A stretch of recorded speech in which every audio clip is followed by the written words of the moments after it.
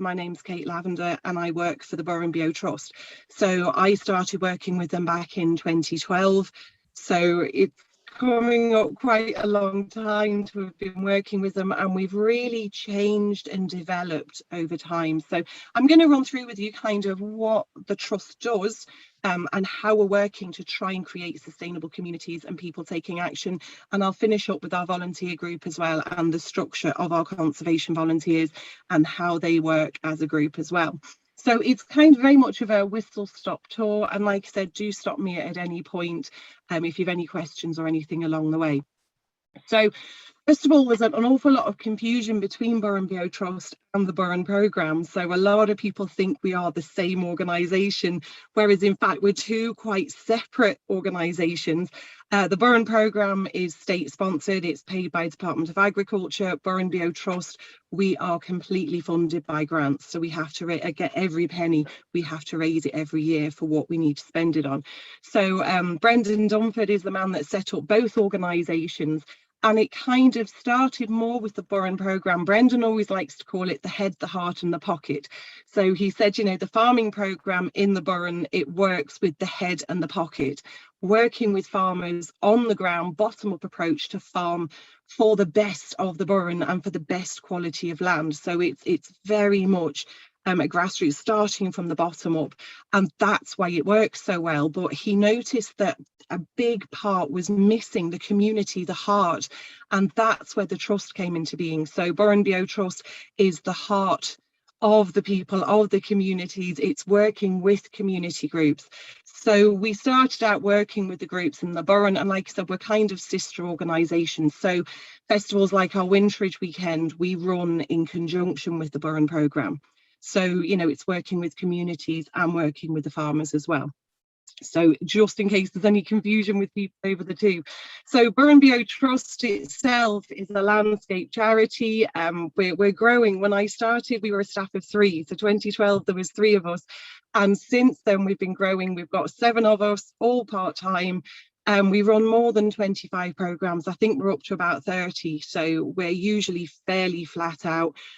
We do have members. We think that's really important to get members buying into the trust, and they pay membership. Their membership money is fabulous funding because it comes with no strings attached like grants do. So our members are part of the community. We listen to our members. We can be led by our members.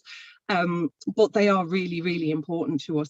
Our conservation volunteering group, as I mentioned, we'll brush on a bit later, but we've had over 100 different people volunteering with us, and then we have way more than 5,000, you know, connecting in over social media and through our website and things, and our e-newsletter. So we started out as Open Your Eyes to the Living Burren. It was all about the Burren. Now we've moved into connecting people to place, identifying our role in caring for these places, and actually taking action to look after our places. So that is a really, really core part of what Trust is all about now.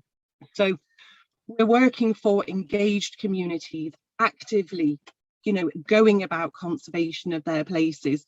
And this, we're working through a concept of place-based learning. So no matter what strand of the trust we're looking at, it's all about place-based learning. So learning about place, through place, for place. Every single programme we do come back to this kind of core value that we have. There's plenty of research that kind of around the world shows that place-based learning is really, really important. And the biggest part of place-based learning is it's positive. It's not the world is a disaster. What are we going to do? It's more, I love my place. This is amazing. How can I help my place? I want to help my place. So it's all about building up these positive connections and motivating action through positivity rather than negativity. So I'll skim over a few of the programs that we do. I'll start with some of the smaller, simpler ones. Now, all these programs we've started in the Burren, but they are easily replicable anywhere else now. You know, it just takes someone to take it on and set them up. And of course, it takes a bit of funding as well for the time and everything. one of our very early programs was the led heritage walks. This is connecting people to place, and I think when we started we never actually realized this was place-based learning. We were doing it before we even understood what we were doing. So since 2008 we've had farmers, local experts taking people out on walks and teaching them about places, and for the farmers it's so important. It gives them such a strong pride in place, so they're showing off their land and what they have, you know, to all these different people, and they're building up connections between themselves and other people and their places. So the walks were very simple in one sense, just a very quick connection. And even now our walks, we have to limit the numbers quite a lot for health and safety, for walk quality. They're always oversubscribed, so it's such a nice positive connection. It doesn't lead directly to action, but it's a really nice start with connection. Community tea talks are very similar to the walks. Now we've unfortunately had to move them online, so we're gaining a new community at the moment. But winter months of the year, we know what it's like outside, and we all head down to Tubber Hall one day and one evening every month, put the fire on, put the kettle on, and we invite local people to come and talk about local things or research or things that they're interested in. So again, it's building up a community, and it's really building up a pride in place. So again, very simple, doesn't need direct action of itself, but it's starting to build up groups of similar people. So really lovely evenings. And as you can imagine, COVID has kind of destroyed our fireside community, but it's opened it up wider because we run it on Zoom, so we can invite more people to kind of join in with what we're doing. And then we've got the festivals. So as you mentioned, with the Winchridge weekend, we celebrate, you know, what is important about our places.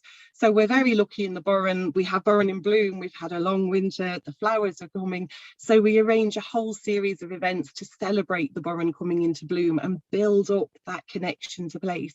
And then we have our Winchridge weekend, which was just a couple of weekends ago, where we celebrate the odd tradition of reverse transhumance in the Burren, where the farmers move their cattle from the lowland up onto the highland, and it's celebrating and showing what an important tradition that is and why we need to keep that up. So again, it's building up the pride of place with celebrating local traditions.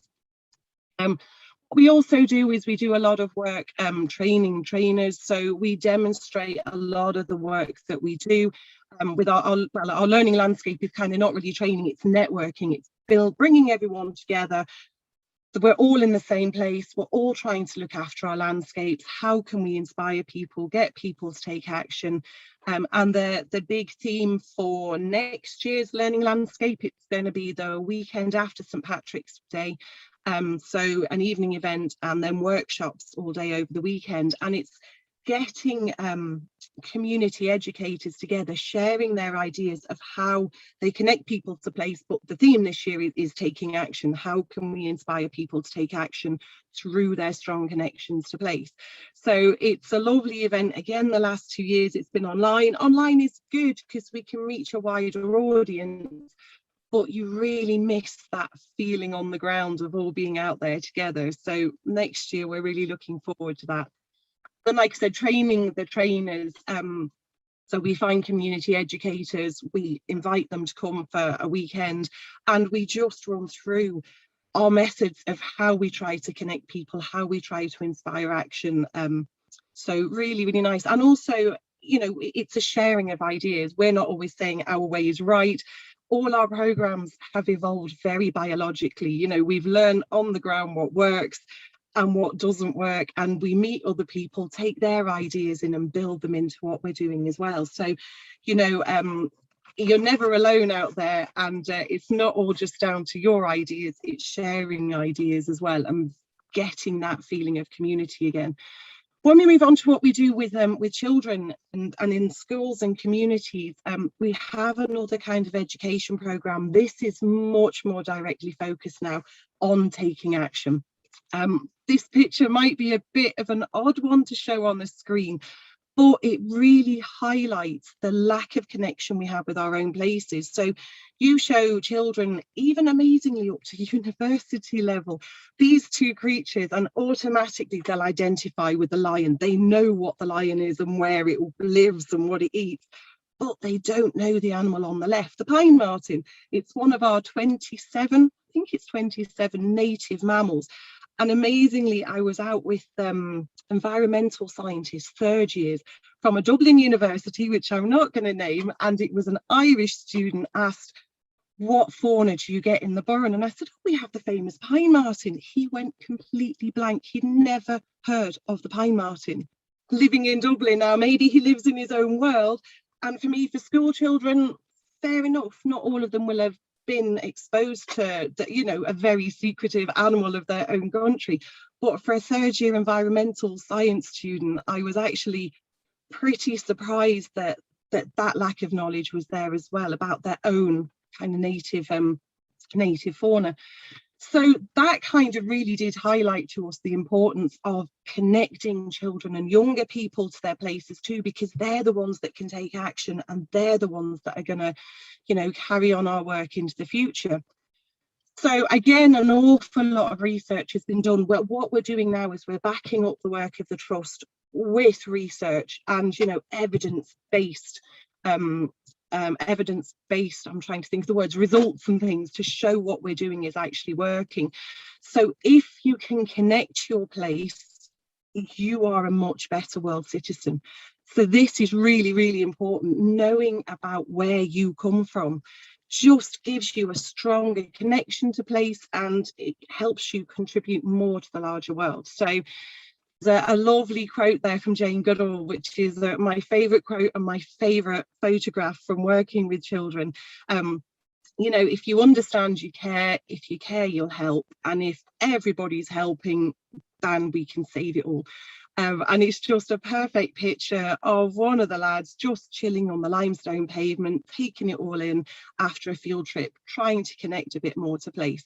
So this is kind of the core now of our education strand, where we really get to work with different groups of people, and we really do try and push them, inspire them into taking action for their place. So it's all very well trying to have volunteer groups and conservation groups, but if we can have a population out there, communities out there doing this just all by themselves, it will make a massive difference. So our first level of education, am I going too fast for you guys? Just wave at me, Liz, if I'm going too fast, or if you see questions or anything.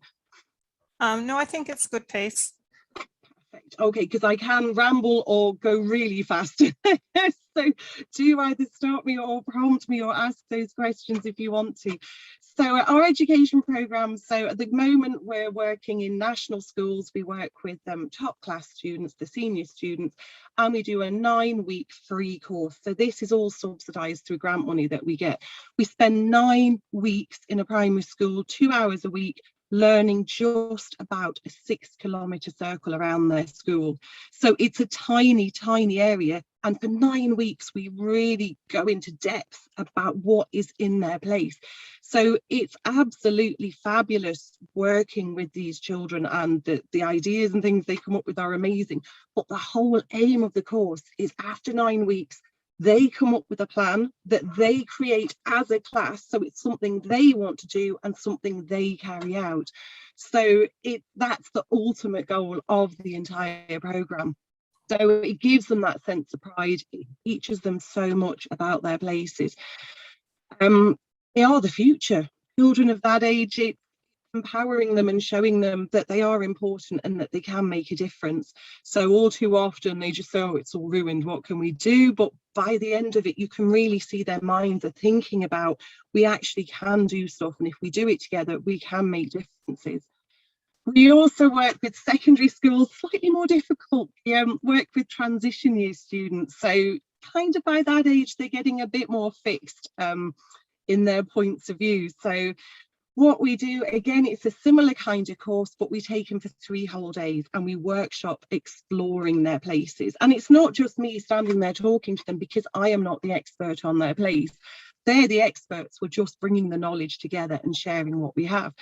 So our TY students slightly more difficult to work with sometimes, but again, it's amazing what they can achieve once they're given that opportunity to actually go out and make a difference and to take action. So it's quite amazing what these kids can actually stand up and do. And for teenagers, getting them to take action can be pretty amazing when you see them starting at the beginning with, oh, why should we bother? And at the end, actually doing something and making a difference in their place.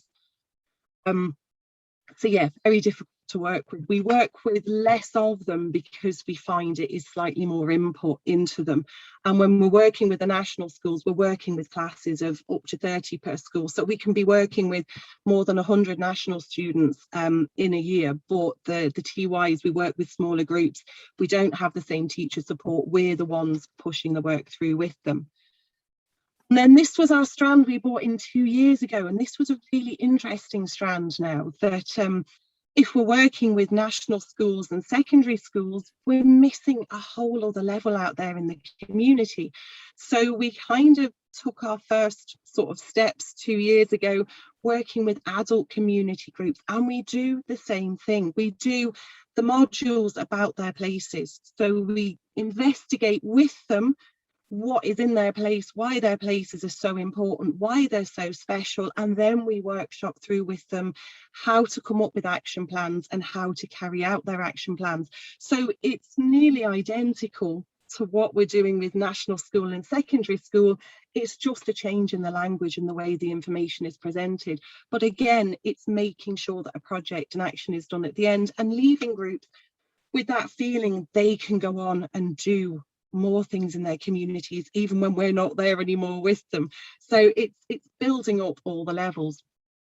So the course itself is kind of, it's quite a simple education course. One of the only places that when we do courses about place, when we learn about place, we learn about the entire place, everything that's in the place, but we always say at the heart of the place is the community. And what ties it all together is we're working towards conservation. So place is so important for what's in it, but we shouldn't ever forget the community is the heart of the place. And once we get the communities on board, places really start to be much better looked after. So we spend time investigating all these different layers of place and finishing up with the conservation of the place. This is just a few quotes I put in there. I've been working with a couple of schools, for one school 3 weeks and one 4 weeks. Just after that very, very small amount of time, you can see kind of how the children's opinion of place is changing and how they start to look at the bigger picture and start to think it is our place, we can do more for it. So these comments here, the Aina ones, this was only after week 2.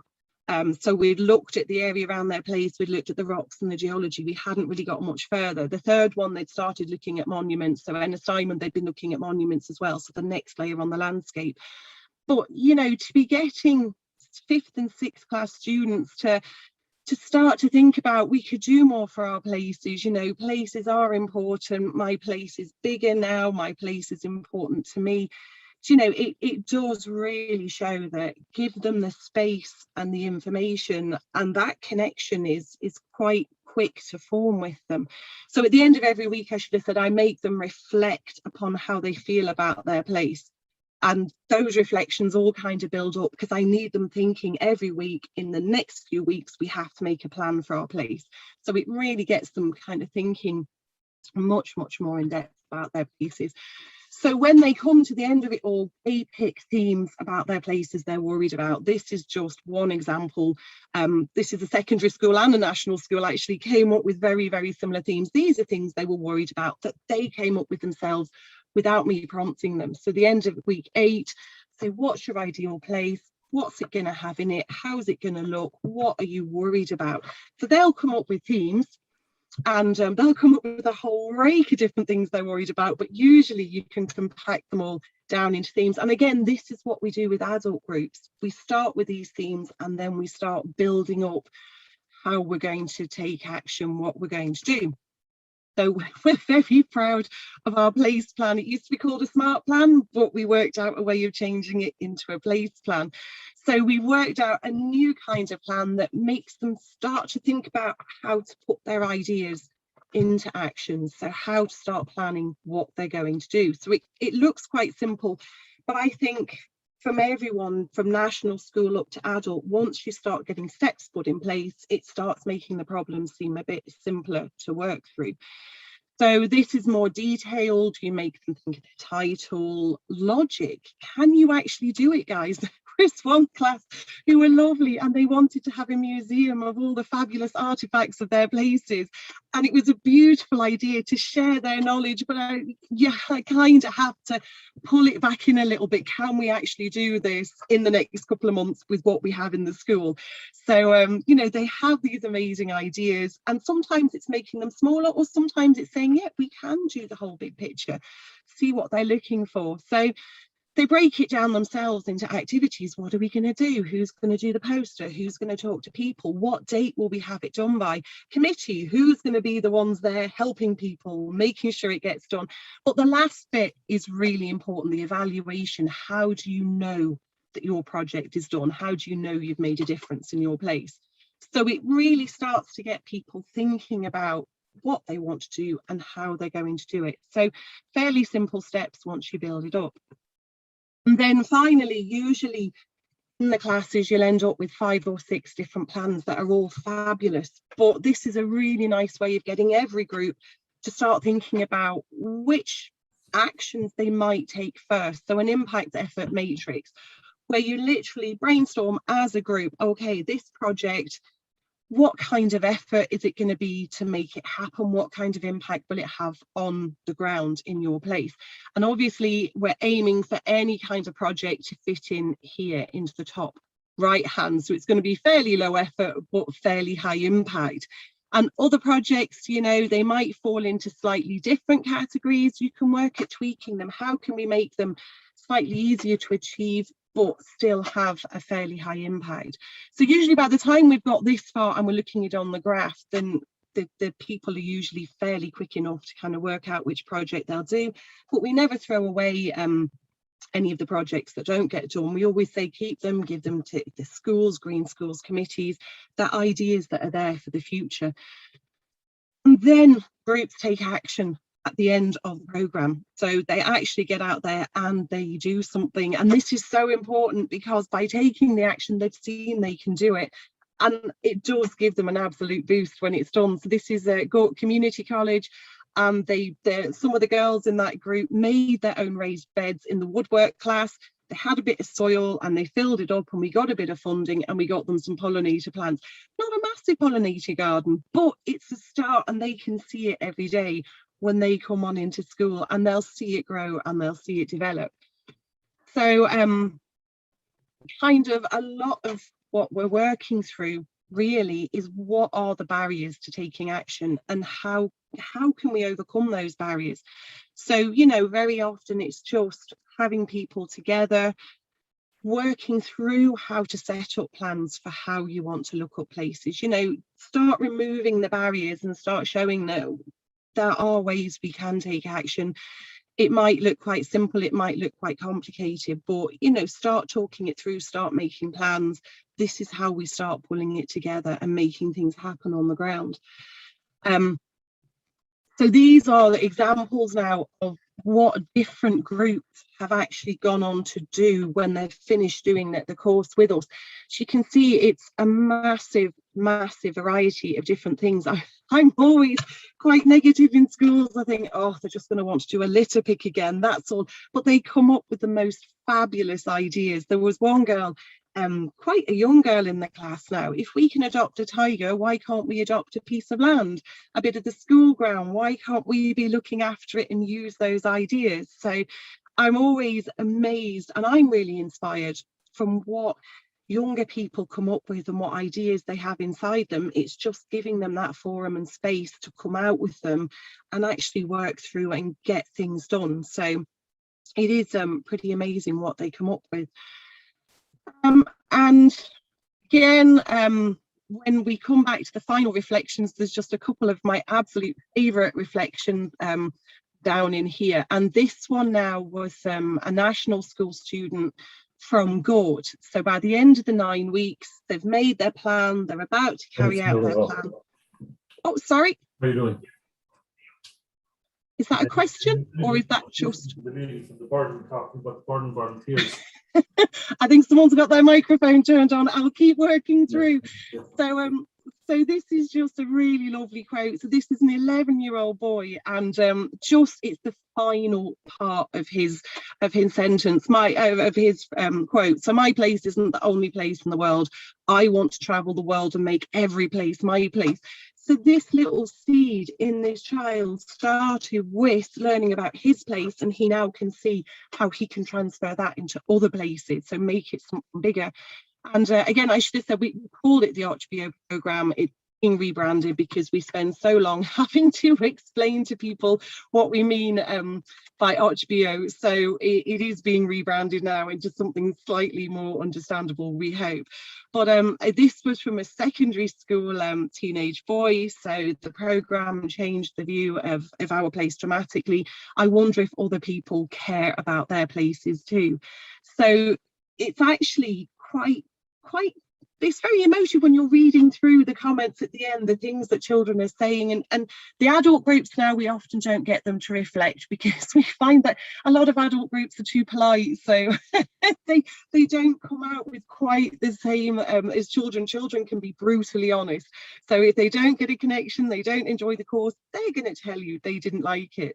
So yeah, we get very different kinds of feedback from them all. But that's kind of a very brief run over most of the programmes of the Trust. The final part of the Trust now is it's taking individual action, starting to take responsibility.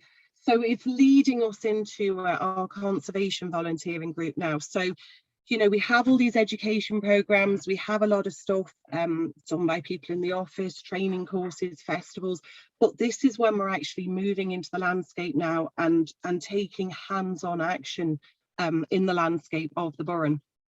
So we have a fabulous volunteer group. We've been going since 2009 would have been our first volunteering event. It's a fabulous group of people, an amazing group of people. As with every group, we get a lot of turnover, people moving through, people coming, people going. One of the best things we did when I first started working for the Trust, the volunteers was my main responsibility.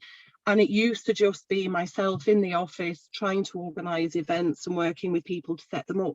What we actually found was a few years later, we set up a committee, and the committee guides the direction of the groups. The committee are volunteers. There's a bit of turnover in them. Again, it's never easy attracting committee members, as we all know, but that's a whole other story. And with the committee, we lead the group. The group is very, very lucky because I get paid. We fundraise enough money to the Trust. We get enough grants that I can get paid office hours for all the really crappy jobs that possibly drive people off the committee. So arranging the meetings and writing up the minutes and doing the health and safety, those kind of jobs, people will do them, but you do get burnout from them. So actually having it as someone's responsibility, okay, I still don't like writing minutes, but I know that like it's going to be half an hour of my morning, of my working day, so it's not quite as arduous as it possibly could be. So the volunteers run under the umbrella of the Trust. So the Trust pay for their insurance. If I manage to get any good grants for the volunteers, that money goes towards tools and insurance usually. And also, I'm sure you all know as well, if you're working with volunteer groups, the health and safety aspect is really important. First aid courses, we're paying $1,200 per first aid course. That trains 12 people, you know, so it's not cheap, but it has to be done properly and be in place. So, you know, it is an established, now when we started, I hate to think what our health and safety was, but now we've really firmed up with risk assessments in place, with the health and safety pretty nicely covered now. And these are all things we're happy to share with any groups. So our groups do a whole variety of different projects. So we have a happy group there that have probably been out taking down the mini dolmens was a huge problem at the beginning in the Burren, you know, people building little piles of stones and stuff. really ugly on the landscape, moving the pavement around, not great for it. So we used to spend a lot of time putting the cairns back. The council then put up signs and it seems to have solved the problem, which is great. We've got volunteers down in the bottom down here. These guys, archaeological excavations, and yet these are taking down our cairns.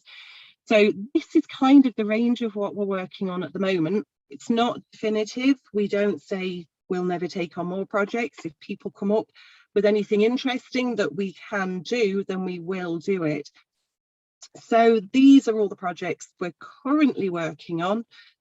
You can see it's a massive variety of different projects, and we try and keep it varied. We try and have experts come to show us how it's meant to be done, best practice. But again, these can be very flexible. Cairn removal, we haven't done in a few years now, so we can possibly remove it from the projects we're working on at the moment. We did actually find as well, interestingly enough, depending on how you word events will really affect your turnout. We do an awful lot of scrub clearing in the Burren. So we clear scrub from around monuments, we clear scrub from around habitat sites, really important habitat sites. If we call it scrub clearing, it seems to put people off, but if you call it habitat management or monument site management, it sounds a lot more interesting, and amazingly we seem to get more people turning up. So instead of saying it's scrub clearing, that is what it is, but it's more linking into what it is actually all about. So you know, when we say we're scrub clearing, especially with the butterflies up in the Burren, if we didn't keep a site cleared back of hazel scrub, we completely lose the habitat where some really important butterflies are breeding, and some of them, the Burren is kind of their stronghold. So, you know, it is kind of very important. Dry stone walling, you can imagine there's absolutely no shortage of in the Burren at all. But again, people love dry stone walling. So fabulous project and a really good workout. Archaeological excavations is very important because local archaeologists can't afford to run digs in the Burren. So they've actually taken a core of the volunteers, they've trained them in how to excavate, how to help with the follow-up work and everything. And now they've got a core they can pull upon. So 2012 and previously they were digging in Fenor, and it was all volunteers who carried out the excavation work. There were the Lynches, our local archaeologists, who are brilliant, but the rest of that group was the volunteer group. So, you know, these things wouldn't happen without having them there. For a growing community, we've kind of sort of leveled out. We have to ignore 2021 and 2020 and 2021. We all know everything kind of came to a bit of a halt. But even though we had lockdown in those years, we had 36 and 39 different individuals coming out with us at different points on projects in the year. What I will say is, don't ever get hung up on numbers. This was a really big problem of ours at the beginning. You know, you'd only have 5 people turn up and you think, oh, this is rubbish, only 5 people. We've actually turned it around now and thought, we've got 5 people, that's brilliant, we're going to get something done. If we had 30, we'd get more done, but with 5, we still get stuff done. And, you know, people have very busy lives, weekends can be crazy. So we're actually trying to have a more positive slant on, we got people, this is fabulous, they're still coming out with us. A big part of our volunteering group, again, has kind of evolved very biologically, is we're not just alone, we work with all these other different places as well. So all these other different organisations have either come on board, run events together, help with some of the training. So it's really, really important, these connections and these links as well. And knowing that you're not just out there by yourself, you've got all these other places you can pull upon. National Biodiversity Data Centre, brilliant at sending out experts when they have them free for helping with training and things like that. So the connections we've built up since 2008, 2009 have been really important for the success of the group and keeping the group going. Training and upskilling, really important. Again, the idea that we're bringing into our volunteers, it's more of that place-based learning. It's connecting people to place. You come on an event and hopefully you'll learn something. You know, you might learn a new skill, you might learn a new flower from the person next to you, but we try and give back to the volunteers as much as we can. So where we can, we have an expert there just to say why we're doing the work and the best way of doing it. If there's not an expert available, we have enough volunteers with the knowledge there now that can come out and help lead the events. So that is really important. And also the picture in the middle down here, 2016 we had a kind of a conservation volunteering event. 2022 we're going to be holding another one in Corofin in August, where we're going to get as many kind of conservation or volunteering groups together, and we're going to celebrate the work that they're doing, and again all on that theme of taking action. So, you know, celebrating that and giving people pride and coming away feeling inspired and ready to do more work is really important. And again, these are usually funded. We have to apply for the funding. So Clare County Council, Galway County Council, GRETB, really good places we've managed to get money to cover a lot of the training costs and things. Okay, so problems, volunteers. I'm sure a lot of you have come across these kind of problems. So it's getting volunteers, getting committee members, getting money, telling people you're there. Simple things like, do we cancel the event if the weather's bad? And also working with strong-minded individuals on the ground who maybe don't want to do what you're there to do, or want to do it in their own way that isn't really the way that we should be doing it. So these are common problems, I think. We don't have a magic wand to make them go away, and there is no easy solution of getting around them. Really disappointingly, so if anyone here knows of any magic solutions, then please do share it with us. What we have found, things that work, some of the things we do try and help with our problems. The top two blue boxes, we're starting to look at, you know, just small rewards for you've done 5 events, that's fab. So we've got a lovely little pin badge that people can just pop on somewhere with a lovely little spring gentian. If you get to 10 events, you get a very cool hat with the logo of the volunteers on the top. And the nice thing about the hat and the badge, if people are wearing them with pride, they're advertising the group as well at the same time. Our tea and coffee box, and they're bringing things to share at break times, bringing the community together. With COVID, we had to stop the tea and coffee box and the sharing of things. We're actually thinking now we're coming up with ways of bringing back these things in a COVID safe environment with lots of hand sanitizer. Everything tastes like hand sanitizer these days, but of having our tea and coffee back again. So when we have a break time, we have stuff to share, and people then all have to mix and talk to other people. And we were having a bit of an annual barbecue, or just an event that just to say thank you to all our volunteers and that we really appreciate the work they've done. We didn't make them work for their food this time. They could just come, chat, hang out, meet other people like them. Again, like, you need money for some of these solutions, you know, having the awards, badges and hats. They're not expensive, but again, it's a cost. Having the tea and coffee box, having the barbecue, it's expensive. But again, I mean, we fundraise, and well, not fundraise, we apply for grants and try and get money to cover the volunteers. And then the trust are usually quite good in kinds of helping with the barbecue costs and things like that. So we are very lucky. So that's kind of the volunteer group, which is part of one of the programs, part of one of the packages that we do as the trust. So with our volunteer group and with all the education and everything else that we're doing, hopefully our ultimate goal and our place-based learning is driving us towards this. It's where we've got valued places with sustainable conservation. We have communities that are engaged and actually know about their places and want to share their information. And these are thriving, sustainable communities. So the entire package of what Burrenbeo Trust is trying to work on is developing all of that and making it work, the sustainable conservation on the ground. So I have an email address there, office phone number, and the website address as well. If there's any information you want, any sheets you want sharing of anything, I mean, if we've already done the work, or if you've ideas of other things that we could be doing as well, then please do share them with us.